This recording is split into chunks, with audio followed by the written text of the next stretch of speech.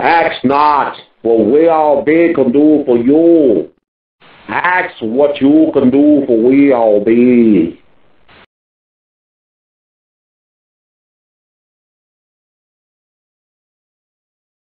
We All Be News Radio is proud to have on Brother Michael Bougard. He has a very interesting story to share with us. It's kind of hard to believe, but, you know, they always say that fact is stranger than fiction. How you doing today, sir? I'm doing all right, Brother Ron. How you doing? I'm good, man. I woke up this morning and I'm talking to you right now, so it was a great day. It's a good day so far. But you've been having some interesting things happen to you. I just wanted you to share your story with the audience so they can hear it from themselves, from a primary source, which is you. Yeah, first of all, I would like to thank you, Brother Ron, for giving me an outlet to be heard about this crazy, crazy situation. And also, you know, I really respect We All Be TV. Well, I'm humble, man. Thank you. Yeah, and I just wanted to get this out here about police corruption and what I'm dealing with. And basically what it is, it's a detective that's not, you know, doing his job serving the people. He's doing himself and the mother of this child a service. And how can I start it off? What I did was, you know, my son, alleged son, you know, because I'm not on the birth certificate, what he told me that he was getting molested at his mother's house. And, you know, I did all the right things of what any loving father and dad would do. You know, you call the police, you make a report. I took him to Children's Hospital out here in Seattle and, you know, got a report, and they did a forensic test on him and said that he's not lying because, you know, he was almost 5 years old. And what I found out, ironically, was the detective that was scheduled for this case, he shut the case down a day before he was assigned and said, this is not a criminal matter, this is a civil matter, before he even investigated the case. Okay, so before you even investigated, he said this was a open and shut case, a civil matter. Yeah, he said it was correct. Correct. He said it was. Okay, I'm sorry, I didn't mean to cut you off. No, but yeah, I'm just saying you're right. You know, he shut it down a day before he was assigned and said that this was a civil matter, and I'm like, how can sexual molestation on a child be a civil matter and not a criminal matter? Now, I didn't find this out until a week later, but that's what the social worker told me at the hospital, and he didn't even put her name in the report. Okay, what is the name of the officer? You have the name of the officer? I don't want to say his name on air like that until I find a lawyer that a good lawyer that I could be representing me in this case. I don't want to say his name, but it is a detective of King County Police Department, detective of the sexual assault unit. So that's Washington State, right? That's Seattle, King County? Yeah, Seattle, King County, correct.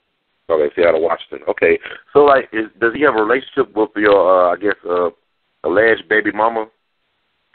Well, I think he has a relationship with her owner because she has a business that's like a subsidy to the state because she works at a treatment center in Des Moines, Washington, and I think there's some type of nepotism with the detective and the owner of where the mother works at of the job, and actually she's staying with the owner right now as we speak. Is there like a romantic or is it basically a platonic relationship that she has with the owner?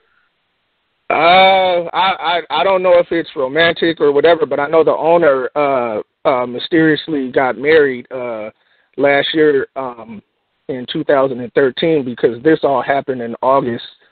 The end of August of 2012. So I don't know what type of relationship they have, but I just know that my son, when I did get to see him briefly, that he said that they were staying at her owner's house. Okay, so when did this incident of molestation happen? When was that? What year? This was, he told me at the end of August, like it was a Sunday, I believe, of August the 26th of 2012. So the owner is not her boyfriend. He was not the boyfriend at the time, correct? It was somebody else. Well, I don't know if it was a boyfriend, but I guess it was some significant other that I guess the mother was messing with, from what my son said, and he had told me that that he had got sexually assaulted. Not that Sunday. He had told me that the next day on Monday, but on Sunday he had told me he had got spanked, not only by the significant other, but by his preschool, one of the teachers at the preschool. Mm-hmm. And so, but the molestation part, was it like a one-time occurrence, or was it multiple times this happened to your son? Well, what he told me was then, I made another report to the Burien Police Department because I stay in Burien, Washington, which is a suburb, 15 minutes outside of Seattle, and I made a report, and then mysteriously, when I talked to the detective, he had me bring my son down to this building downtown to give him another forensic. And so I had talked to this detective, and then when I knew that the detective was lying because the advocate had called me and told me that, everything that he's saying, he's saying the same thing.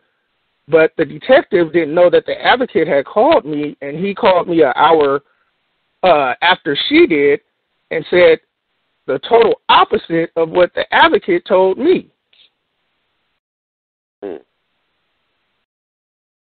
So it's like, so wow. Okay.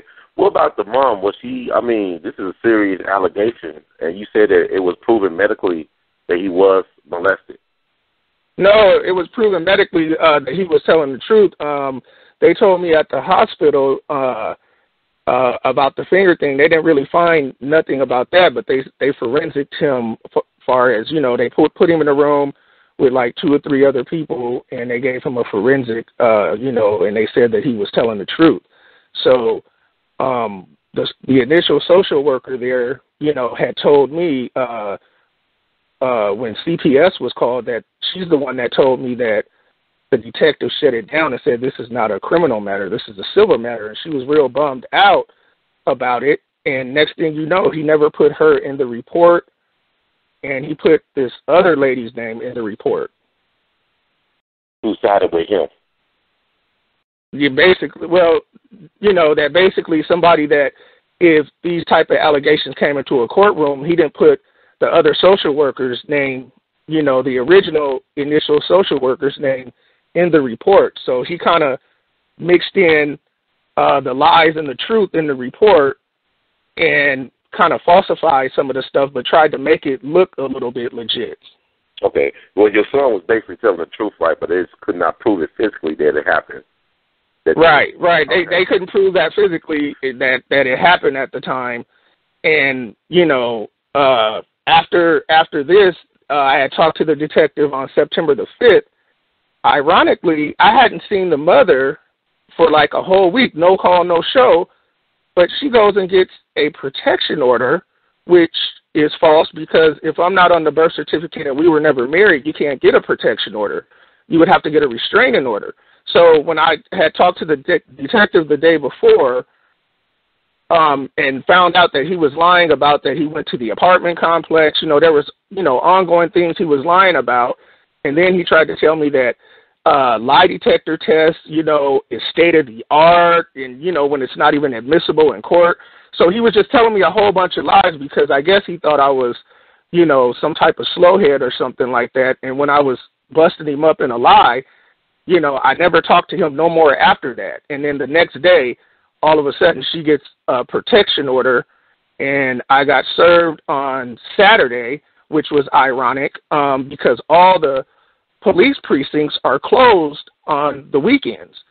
So I had to take my son back to the hospital and said, hey, somebody needs to come get him or else I'm going to get arrested because that's what I guess the officer had said, which was all false. They had all staged this, and at the time, I didn't know what was going on, so I was like, well, I don't want to get arrested, but I should have kept, now that I know what I know, I should have kept the son with me the whole time. Yeah, that's kind of wild. That's crazy right there in itself. Do you know who allegedly did this to your son in terms of violating him? Do you know the name of the person who may be responsible? Yeah, my son at the time told me it was this one guy, you know, I don't want to say his name either, but when I seen my son this year, I had found out that he was playing basketball, and he told me who actually penetrated him, but he told me the guy that he had said, you know, that the detective had this guy move into her complex because he knew that I had a protection order. And, you know, my son had told me, you know, he had stayed like 6 out of 12 days over at this guy's house and got molested by him. But he told me who the original predator is.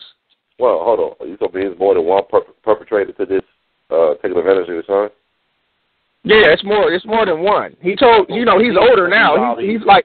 Okay, go ahead. I'm sorry. Go ahead. Yeah, he's almost 7 years old. So now you can talk to him. He has the mind of a 9 or a 10-year-old. He's very advanced. So, you know, he knows everything. And he told me that he won't ever forget what they did to him. He did tell me that. Oh man, well, I was gonna say, like, these are all his mom's boyfriends, correct? Yeah, these significant others or whatever you want to call them, yeah. So have you talked to her about this? Does she have any type of awareness that these men that she are choosing to be, you know, intimate with and in her son's life are taking advantage of her son? Does she have any awareness that this happening? Well, she's also a part of it because my son said that, you know, she had grabbed his penis and squeezed his penis, you know, a couple of times. When he was coming to my house, he was telling me these things, and he said he didn't want to go back over to his mother's house because it's bad people that be coming over there, you know. So, you know, I did what any loving father would do, but I just haven't received no justice. And to make a long story short, they scheduled me in kangaroo court and said it was family court, and they were trying to entrap me to sign documents where I would sign every write-off to the mother as well as pay like $624 for the rest of his life, and I don't get to see him no time ever. But I never signed those documents. Okay, this is about to take in, man. Like, you know, you tell people this on the street, it's like, what TV show is there? I want to watch it, you know. But this is real life. This is very disturbing. So, like, your son, I mean, is there any way, I mean, what have your family been? What's the family support for you? You know, this is, you know, it's kind of like money buys solace, right? Mm-hmm. So my son told my mom, my mother, you know, that what was happening, and she never questioned the mother, not once. She never told me, hey, I'm sorry that this is happening, you know, to you guys, you know. She never questioned it, and it was like she didn't want to have nothing to do with it. And what was ironic about the situation, next thing you know, something that she always wanted, which was to move into, you know, this subsidized housing, all of a sudden it popped up, you know. And to my knowledge, the son is still going over to my mother's house, and so she's having and she didn't even know this woman barely at all. So, and nobody has called me and said, hey, I'm sorry for what's going on to you, you know, if this is happening to a child, you know, because there's a whole bunch of other things, you know, that's in play with that's going on too. I'm just trying to figure out, how did you meet this woman? I mean, she's a white woman, correct? Your brother, your right? Man, Yeah. I met her, Brother Ron, on a social media site, which was Yahoo Personals. That's how I met her. and she lived in my neighborhood. Wow, wait a minute, wait. You met her online, but she lived in your neighborhood. Yeah. So, like, you know, what type of person? How did she present herself online? What was like? How did what attracted you to her? You know, I wouldn't even necessarily say it was an attraction. What was interesting about it was, you know, she came across, you know, with this type of glib, you know, and, you know, she could hold a intelligent conversation, and she was in the neighborhood. You know, it wasn't so much of an attraction. It was just like, you know, I was single at the time, and I guess she was single. And so, you know, we met at a local Starbucks, you know, and sat down, and I had me a chai tea. She had a coffee, and we talked, and, you know, when we lived in the neighborhood. I was never really seeing myself being with her. I was never with her in a relationship. It was more like a sex partner relationship, because being like y'all were sex partners. Kind of like a friend with benefits, kind of like deal. Friends with benefits. Let's call it that. Okay, I got you. Okay. So what year was this when y'all met? We met in 2005. Okay, so y'all got history, because 2014 is almost 10 years. You got a son out of it. So was the son planned, or was it unexpected? I mean, was it like a planned thing to have a son or a child? No, actually, he was conceived off of a lie, and that was the first sign to me of, you know, and I never had sex with her after that, after he was conceived. What do you mean by a lie? What do you mean by that? Can you explain? Well, you know, for the first 2 years of I known her, you know, she said that she was on birth control, and then all of a sudden, you know, she started talking about her biological clock, you know, because we were both in our mid-30s. And next thing you know, maybe like 3 months later, I'm pregnant, and I forgot to take, you know, my birth control. I know, you forget to take something that you take all the time. Okay. Yeah, something you take for the 2 years, and then all of a sudden you stop. Yeah, that's interesting. Was she honest about what she did for a living? Was she honest with you? Or did she, you know, when you first, you know, did she tell you the whole truth about what she makes a living? Or how she makes a living? You know, she told me she worked, you know, and yeah, you know, that pretty much, you know, kind of linked up. I never investigated it. You know, I knew where she worked at, of course, but, you know, in the beginning it was like, it was more like, you know, there were some character flaws that I seen, and after 6 months of me knowing her, you know, I sat her down in my house and said, hey, you know, we can continue to be friends, but I don't think it's going to go any further than this. And then she just broke down and started crying and saying, why don't nobody love me, and this and that, you know, can you just give me a chance to prove myself and all this other stuff. So, you know, by me being a man, I said, okay, you know, let me see, you know, I'm going to give you about a year, you know, to see, you know, if there's any changes. And next thing you know, like a year and a half later, she mysteriously gets pregnant. So that was just the beginning of me where I said, okay, I can't put too much confidence in this woman if you're going to go that route. And so after that, I never, ever had sex with this woman again. Yeah, you said that your name was not officially on your son's birth certificate, correct? Correct. How certain are you that the person you say is your son is your son? Like I said, he's definitely a Bougard, I believe, because he looks like, you know, our dad, you know, but by everything that I've found out, you know, lately, you know, I have, you know, a couple older brothers, you know, and how they have reacted to it, you know, and basically started campaigning like a smear campaign that the mother started doing kind of tells me, you know, that there's some foul play, you know, and plus, you know, my mother, you know, I never got no support from her about this situation. And it's kind of like, you know, when you're on the mountain, everybody is rooting for you, but when you're in the valley, you can see who is who. I see. So you telling me that your brothers might, you say, are you implying that one of your brothers might be the father, the biological father of the child? Yeah, well, it could be any one of them. There's, like I said, it could be mine or it could be, he's definitely a Bougard. He has all the features of we all kind of look alike. So, he's definitely a Bougard, but I don't know if it's mine or not. So how does that make you feel?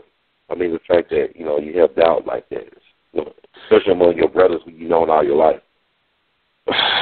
Well, by me being the youngest one, and they're like, 6 to 9 years older, so they're my older brothers, there's always with them been this sibling type of rivalry, that they have, and I never jumped into that, that arena. The only person I'm in competition with is myself. You know what I'm saying? I'm not in competition with nobody but me. But they like to be in competition with others, and I never jumped into that arena. So it's kind of like, that show, The Munsters, how they thought, the cute chick was actually the ugly one. You know what I mean? Right. So it's kind of like, because I'm so different from them, because, they pretty much all act alike. And I was kind of the one that, wanted to, I'm my own man in my own slot. So you consider yourself the black sheep or the outcast of the family? Is how you feel? Well, the white sheep, because I'm already black. Okay. Say the last part again. You said you're the white sheep because of what? I said because I'm already black. Okay, there you go. So I'm going to ask you this then. Like, are they concerned, even if they're not the father, being the uncles, if they're uncles, are they concerned about the child molestation allegations that you raised? Man, there hasn't been no sign of any type of sincerity or concern of the sexual allegations. My son, when I got to see him for every 12 days for like 3 months, he would just cling to me. He was crying. He was telling me that this detective guy was coming over to his mom's house, giving him medicine. And he told me it was, it's either red or purple medicine, which, I believe it was Benadryl.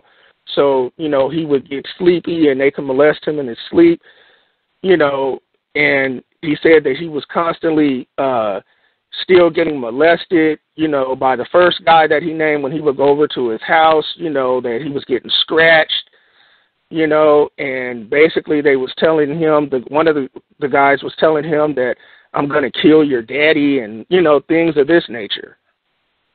When was the last time you seen your son? How long has it been since you seen your son? Well, I didn't get to see him for a whole year. And then his mother of December of 2013, she met me at the mall with my older sister.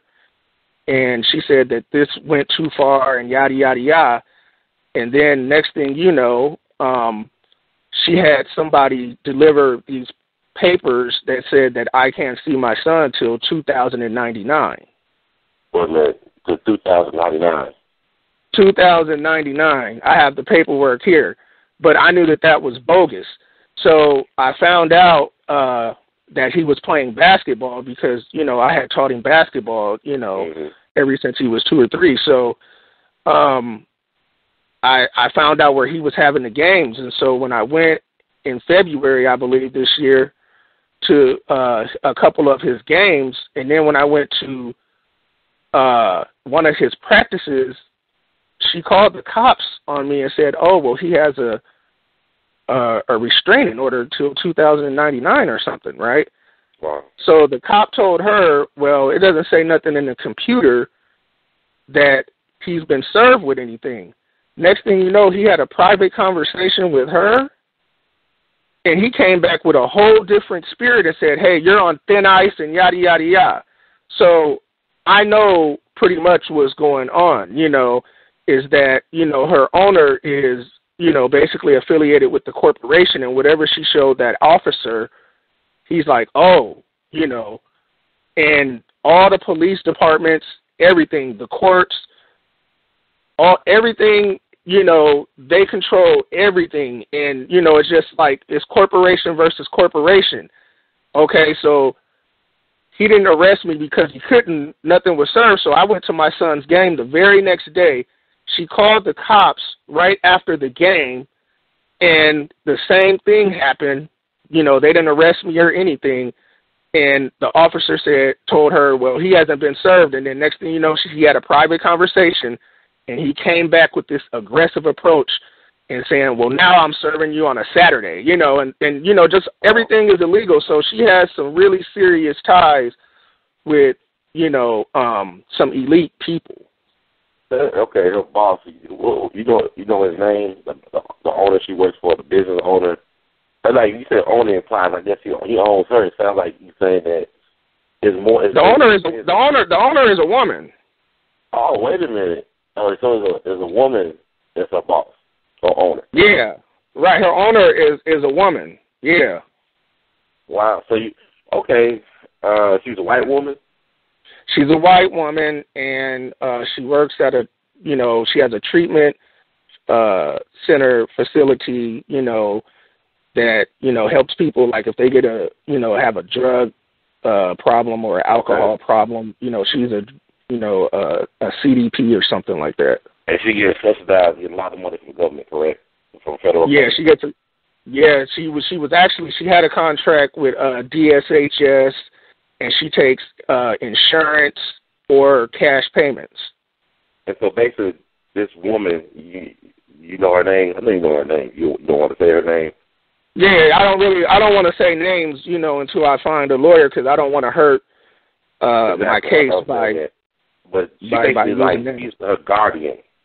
She's your alleged baby mama's guardian, correct? It's like she's like a big sister or something like that, or godmother. Well, yeah, because, you know, the woman is in her 60s, you know, so she would be almost like a mother to her. But she, you know, the mother told me that her owner said it was okay for her to have relations with this guy. So, but when everything started coming out, you know, with the allegations, you know, she said that she never knew this guy outside of work or anything.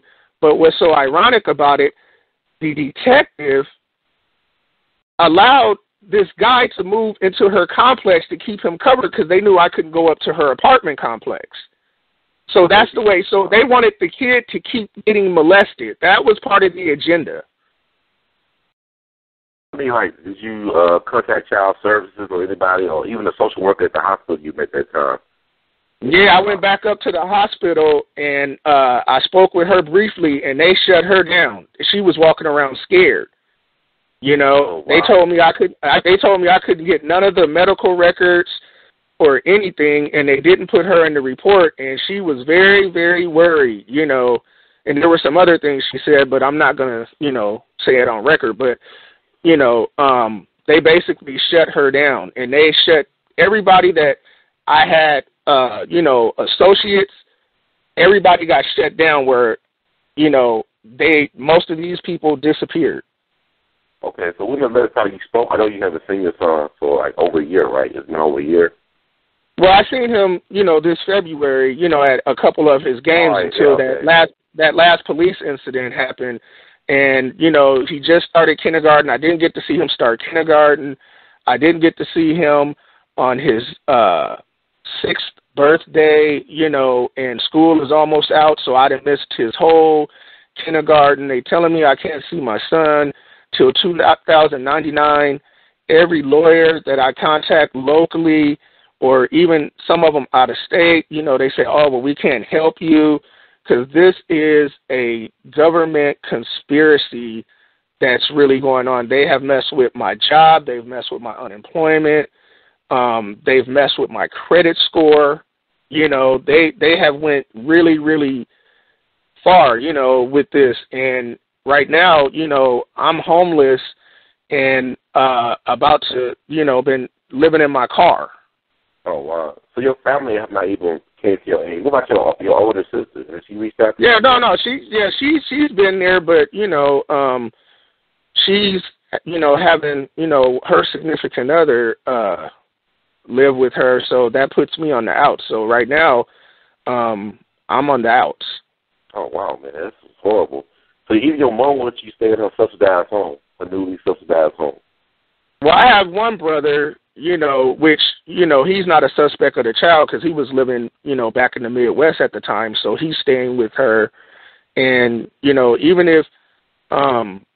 if me and my mom was, on those type of terms, I wouldn't stay there because there's a lot of drama that I try to stay away from. I try to live, a good, peaceful life and try to have some serenity, wherever I'm at. I don't try to be around all the drama. I was raised around that.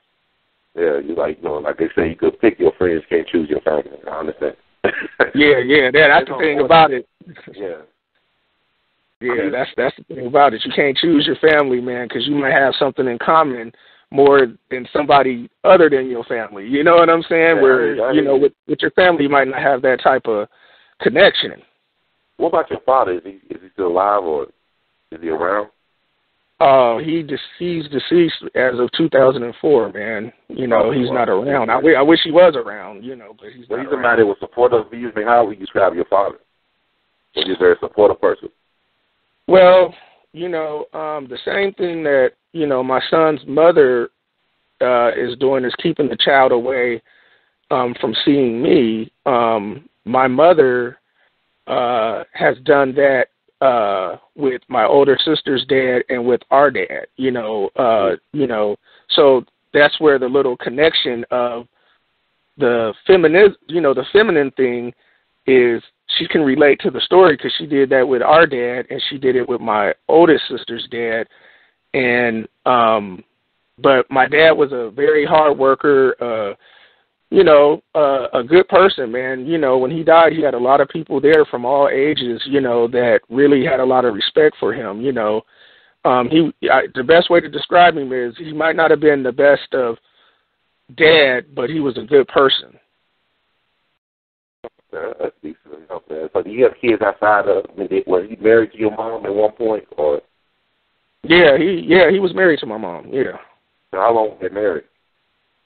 Wow, maybe on record, maybe 9 years, but I think he left maybe like 2 years prior to the divorce.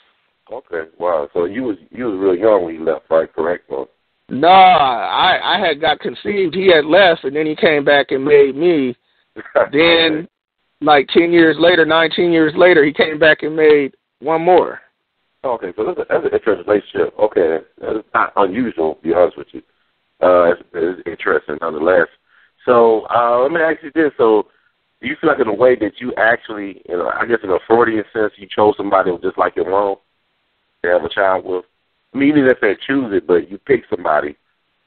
I never wanted to have a child with her, but I figure, you lay in the bed, things happen, right. Whether you want them to, nothing. So it's my responsibility to be a man and, take care of my child and give him the best life possible that you could possibly give a child that you might not have got to have, And, yeah, definitely. And I always said that if I ever had a child that, I would give it my all because, I got shorted. I got a disservice, not just from my dad, but from my mom too, because, my mom wasn't really supportive, like she should have. She picks her favorites, the ones that act like her. She favoritized, and unfortunately or fortunately, I act like the dad the most out of the rest of the kids. So, and she had a bitter and sweet type of, love-hate thing, kind of, love dislike for our dad. So when she sees me, she sees him. Okay. So you favor your father? Oh, yeah, I have most of his attributes, probably like 80 to 85% of his attributes, and probably 15 maybe the 20% of my mom. All right, cool. But this, like your baby's mom, did she remind you of your mother at all when you was with her? When y'all had not at all. Not at all. Not at all. She's in a league of her own. Okay. That was one. She's doing some interesting things, according to you. How many brothers and sisters do you have? How many brothers and sisters? I have 3 brothers and 3 sisters, but I have, I'm the 6th of the 7th. Okay. So you're the youngest boy, you youngest son? Yeah, I'm the youngest out of the boys, and I have a younger sister. But out of all your siblings, only one really been helpful towards you at any point. That's the oldest sister. Yeah. Well, she's been pretty, supportive as much as she can, because she got some things going on too. So she only can do so much, which I understand, But other than that, how I turned out was not expected by the ones that's not being supportive. They thought I would be the first one to go to prison. They put all these things on me, and I don't have a felony. I worked for the city of Seattle for the last 17 years until this came up in 2012. Everything that I had going for me, I lived in a suburb, a lower class suburb, and I was just really just being a good dad, man. That's all. I had devoted myself to being a good dad. So basically, you told me you carrying the cross of being a good father. They're punishing you for actually being a good father. What you talking about the family or the mother? I just like the system, but whoever's involved, the family, the mother. Yeah, she's working with the system, so, they don't, a lot of these people don't like to see, a black dad, positive person and a role model type of person, because not only did I take care of my son very well and spent every time, I was working 2 jobs, but the 2 jobs that I was working allowed me to spend a lot of time with my son, so I was, really not getting that much sleep. But I was giving him a life that I never got to have, as well as doing for my community, helping, the family when there were, financial needs at the time, because I was working 2 jobs. And, sometimes, man, when you're shining, man, people always try to, dim your shine kind of, and that and plus, when a lot of people are saying a lot of good things about you and you don't feel good about yourself, that's these type of things happen, I mean, I look at it, if Jesus said, he didn't do no wrong and look what they doing to him, they going to do it to you. So I got to kind of expect that. You know what I mean? Right. Well, I mean, it's never easy when it does happen. I know people should be expecting it, I guess, but it's never easy. I know it's hard. So, you say that you have not been employed since 2012. You lost your job, and you lost both of your jobs in 2012. Well, in 2012, I resigned because I had some money in deferred compensation, and I wanted to use that to get a lawyer because I thought hey they always tell you at your job your family is first. Right.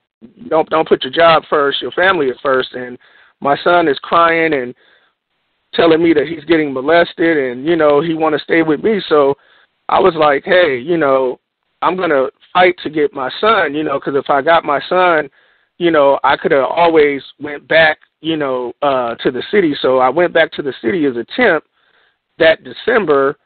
And next thing you know, she has ties with everybody, man, not the mother, but, her owner, I believe, where they started sending paperwork to the job for me to sign, that says under perjury, sign this when my headphones got mysteriously stolen when I went upstairs, So they were still trying to get me to sign my life away illegally, and my supervisor at the time, which is a woman that I had a lot of respect for, I noticed her personality started changing, so I knew somebody was getting in her ear, and next thing you know, I get laid off in August of 2013 as a temp.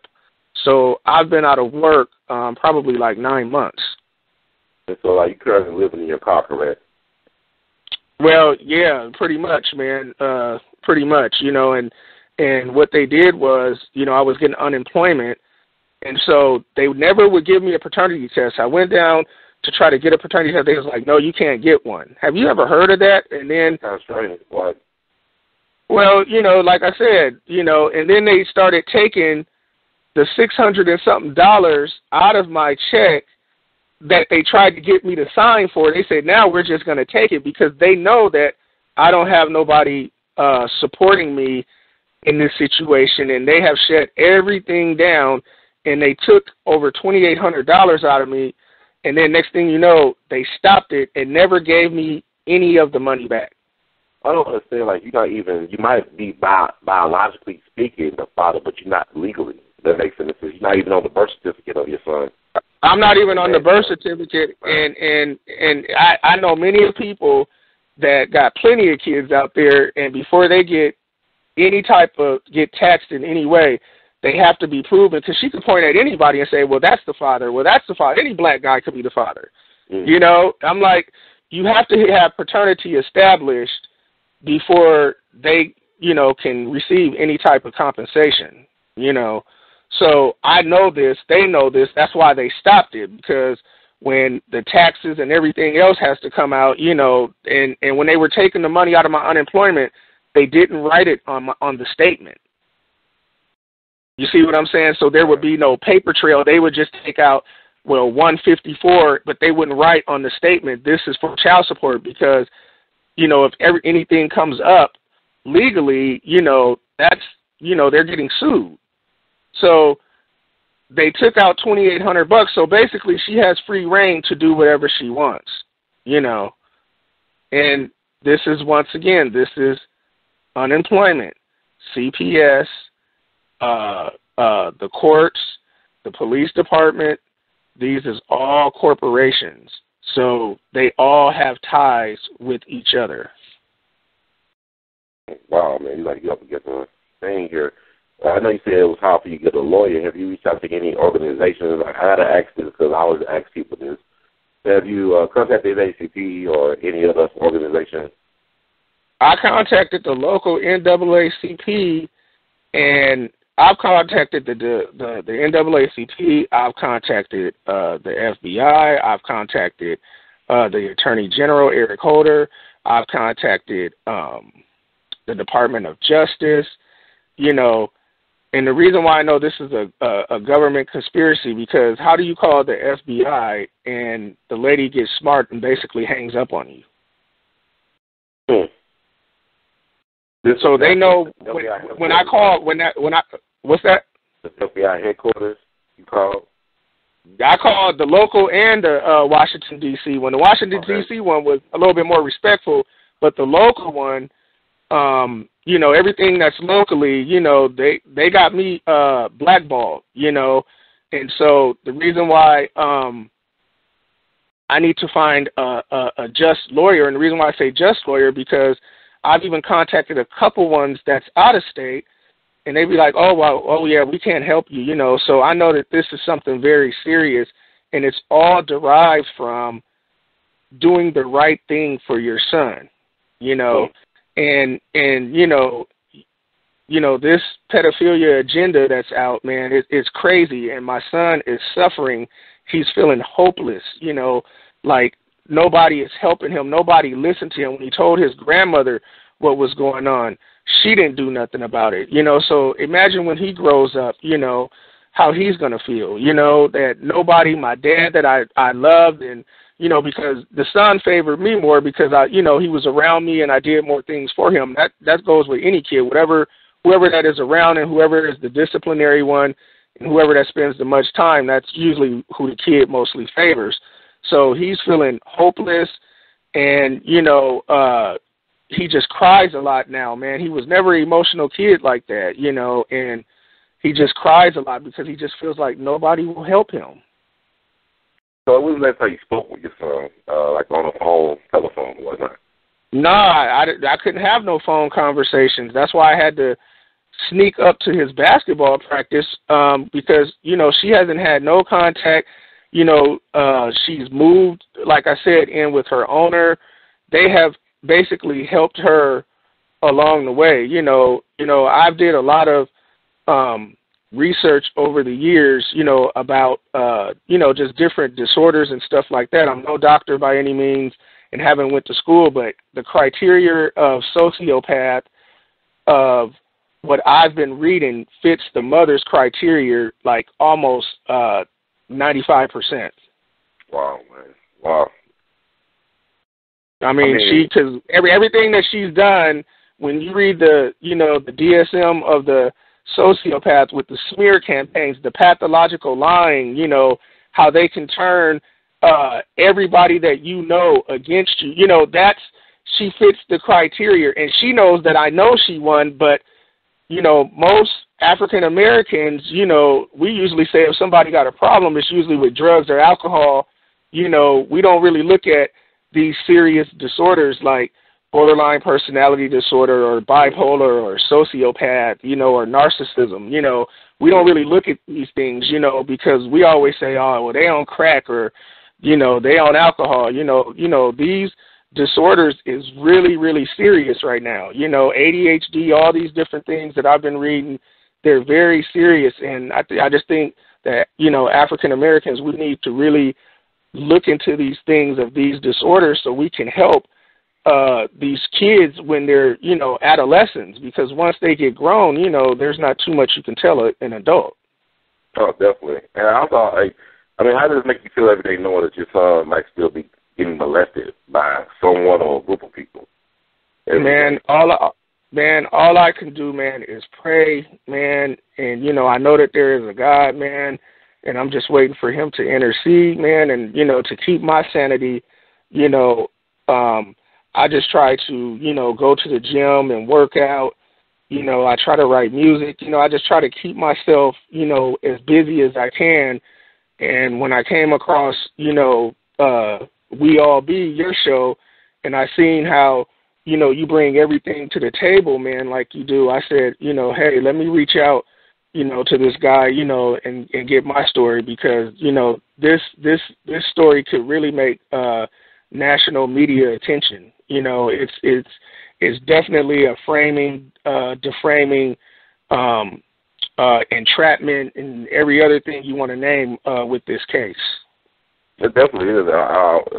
Know that you're on my thoughts and prayers, and I'll be sending positive energy and affirmations your way on a daily basis, man, because we all need support. But I just think it's sad that the only people that could betray you are the people that you know and love.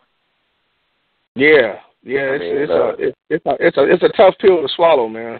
Mhm. And you're a strong brother. That's all I know. You're very resilient, and I really enjoy listening to the soundtrack you sent me. And see you talk to your son about basketball players. And I know you got a genuine connection with your son, or led son. But I mean, basically at this point, I mean, you embrace him as your son, so he's your son. You know, courts and stuff be damned. But I mean, you really do love your son. I can hear his voice, and his voice, he really does enjoy being around his dad. Yeah, that's why I sent that to you, Brother Ron. I sent that to you just so you could get an idea. You know, we definitely, you know, it was father and son, but, you know, when we have playtime, man, on that basketball court, you know, we was rivals. You know what I'm saying? You know, so, you know, we definitely had that. I was teaching him, you know, even though I'm your dad, you know, you play me competitively, you know, as much as you can as a kid, you know, so he had that, you know, that inning, you know, so we had a real great thing. And like I said, one thing about what I've been reading about, you know, the sociopath thing is that, you know, they will try to break up anything that's happy, you know, because it's all about winning and life is a game to them, you know. So, you know, what she did was, since she couldn't, you know, I never liked her, loved her, whatever. So she tried to take away what I did love, and she thought that would break me down, because what they were going around saying is, oh, he's crazy, you know. And then I had my older brother. The reason why I know he's a part of it, everybody that he bumped into that I knew, he was telling them nothing but negative things about me, and it was all negative. After all the good things that I did, was saying, oh, well, he doesn't come around his family, he doesn't do this, he doesn't do that, you know. And I'm like, who would do this when you're going through seeing your son getting molested? It's that you're at the worst part of your life, worst things happening to you, and then you go around campaigning, and then the mother is saying the same thing, and then the guy that worked at the preschool is saying the same thing. You get what I'm saying, Brother Ron? You see the connection? I mean, there's no such thing as coincidence. You know? I mean, things happen for a reason, you know? So that's what tells me that this is bigger than what it is. So she's getting the firepower from my side of the family, the people that I knew that she's had sexual relations with.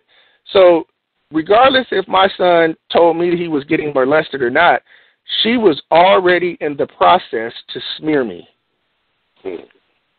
So whether he told me that was going on, I was already in the process of getting smeared because she was working on this before he had even told me, you know, what was happening to him. And that's what I found out later, that she was already working on trying to basically make me look like the villain, the enemy, you know.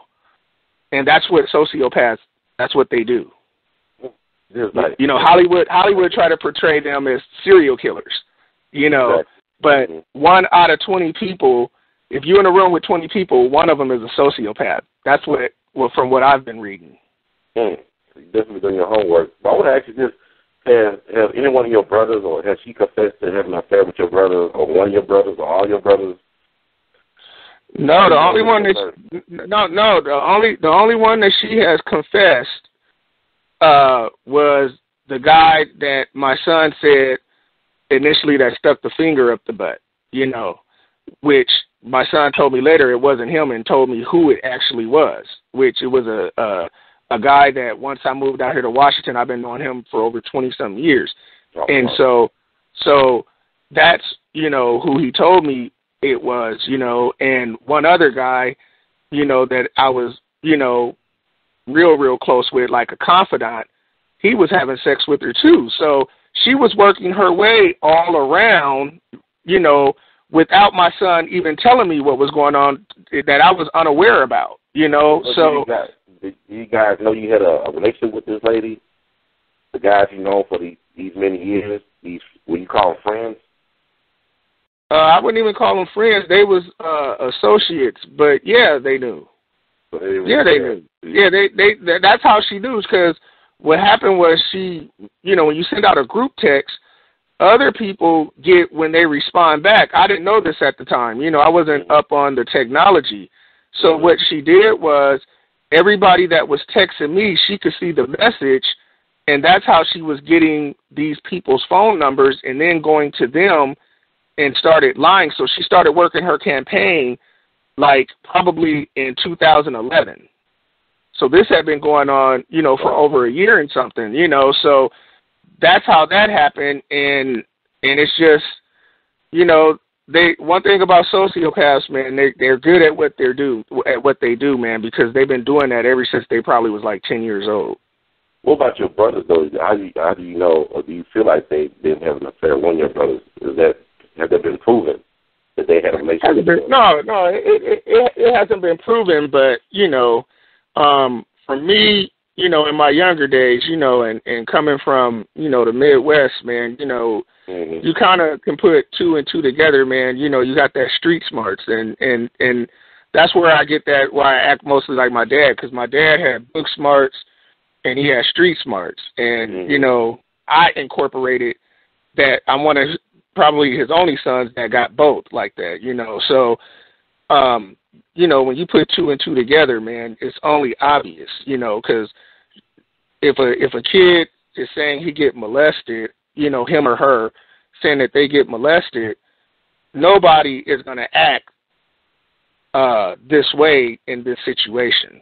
Nobody in their right mind, because it's not about you, it's about the kid. considering all that you have gone through since meeting her, do you regret ever meeting her? Well, I don't have no regrets, because when you say you have regrets, that means that you can change the past. You know what I mean? So I don't have no regrets. But if I was in this situation and it was presented to me again, I would avoid it. But I don't really have no regrets, man, about meeting this person, because I can't change the past, man. So, like, if people want to find out how to support you, like, how can people get in touch with you if they want to interview you or help you out on any aspects of this case? What would be the best way to get in touch with you? You can call me at, my cell phone number, this new number I just got, or my email at Mike, Bougie 2012 at Gmail. Okay. And I'm trying to find this new number that I just got.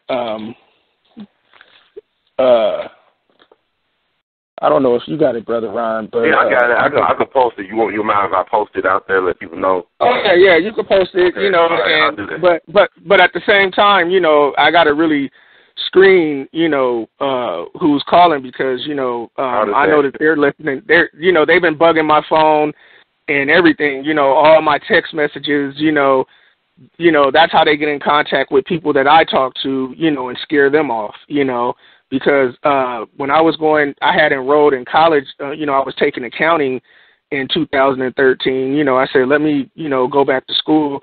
One of the counselors there had told me that they believe that they have labeled me as a domestic terrorist. Have you tried flying on an airplane recently? Maybe that'd be the best way to find out. I mean, I'm not laughing in light of the matter, but yeah, no. I haven't even tried to get on no airport. I haven't really had the financial means to travel anywhere, But what I do know is that whenever I try to go and apply for a job or whatever, they just shut me all the way down, because they wanted me to be on unemployment so then they could work with taking my money. That was part of the scam, and they're still taking my money, some money, but not saying it's for child support. They're saying, oh, well, you owe back unemployment, and they just started taking it out of nowhere. Don't send you no notice, they'll send you some notice like 2 months, but they'll pick whatever they just want to start taking it, and they like you to call to try to argue with them, because it's all about trying to get you, off kilter, off and make you upset. So I caught on to that too, so I don't even fool with them. Oh, wow. People say, poor you, but this got to be anybody. I mean, people don't understand this system is wicked and ruthless, and these type of things can happen to anybody. The fact that you are not even considered from a legal standpoint the father of the child, but yet you're still paying child support. Your name is not on the birth certificate. You never had a paternity test. They will not give you a paternity test. They say you owe money to this child that they say is yours with no proof. This is crazy. This is insanity, and this is how everyday life in a police state, in a fascist state is. So, I know you're a musician. I really enjoyed the track you sent me in the email. What is your website? How can people listen to some more of your music? I'm trying to figure out ways to support you financially as well. Well, the song that I sent you is on cdbaby.com, and my artist name is Bougie, Bougie. But I think they would probably have to put in the song Unify, because it's a couple bogeys out there, around the world. Around the world. Yeah, I'm the real. That's why I put on my Twitter account is. My Twitter account is The Real Bogey, so The Real Bougie. But, yeah, any support that I could get, like I said, they got me in a tough spot now. And what they wanted to do, Brother Ron, is they wanted me to retaliate on these people that was molesting my son. So then it would be black on black crime. And then I could get in their court system, and then they could charge me to the max where I would be locked up for the rest of my life, and then they got what they wanted anyway. So when I caught on to that, and it was tough, man, because I really did have some evil thoughts, man, about doing some things that I probably would regret, you know. But when I caught on to that, I said, okay, now, you know, I'm not going to go that route. I'm going to still keep doing my research and try to find somebody, and thank goodness I found We All Be, you know. So, and hopefully to find a just lawyer, you know. So, you know, it's got me in a real tough jam right now, but at the same time, you know, I'm going to keep fighting because I'm a fighter. You are, that's how we got to be. You got that fighter's mentality to get through this as a black man, because this is hell for us. So I just want to thank you, man, for taking the time out of your schedule to talk to us and share your story, and we'll get it through our networks. We'll make sure we'll post all the links to get in touch with you and your phone number as well, so people can reach out to you and show support. And I'll definitely send you some contacts along the way who may be beneficial in helping you securing a just lawyer. So do you have any other words or closing thoughts you'd like to share with us? I just want to say that, you know, I never thought that, you know, this could ever happen to somebody like me, and it really just proves that in today's time as an African American in America, it doesn't matter to certain people whether you're a good guy, whether you're a rich guy, whether, you know, you're an athlete, no matter what you are, you can still be a product of the system. And that's all I want to say. But no matter what you go through in this life, only the strong survive. All right, thank you, Brother Bougard. I really appreciate that so much. The words of the late, great Duke Ellington. We love you madly, man. You keep on producing and pushing, and we right by your side. Okay, thank you, Brother Ron, for having me. Ain't over till it's over. That's right. That's right.